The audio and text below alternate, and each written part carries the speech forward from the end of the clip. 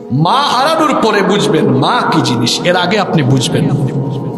আপনি গভীর রাত পর্যন্ত বাহিরে থাকবেন, একটা মানুষ আপনাকে ফোন করবে না, কিন্তু দেখবেন কিছুক্ষণ পর পর মায়ের ফোন, বাবারে তুই কোথায়, তুই কি ভালো আছিস কিনা। এমন আদরের ফোন মা মারা যাওয়ার পরে আপনি আর পাবেন না। মা থাকতে মায়ের খেদমত করেন, মায়ের জন্য টাকা পয়সা অকাতরে বিলীন করে দেন। চিকিৎসা লাগে, চিকিৎসার জন্য যা টাকা পয়সা আছে সব দিয়ে দেন।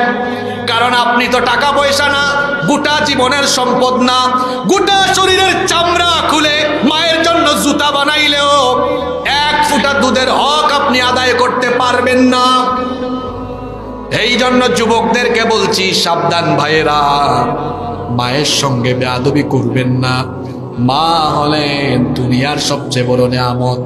যে কপাল পোড়ারা মা বাপের খেদমত করে আল্লাহকে সন্তুষ্ট করতে পারে নাই, এদের মতো হতভাগা দুনিয়াতে আর কেউ। মৃত্যুর ঝুঁকি নিয়ে আপনার মা আপনাকে প্রসব করেছে, ওই মাকে আপনি কিভাবে ধমকান। যে সকল যুবকেরা এখানে এসেছো, শোনো, তোমার মা হলেন তোমার জন্য সবচেয়ে বড় নিয়ামত। মায়ের পায়ের তলায় পড়ে থাকো, মায়ের খেদমত করো। খবরদার, মা বড় সেনসিটিভ জায়গা।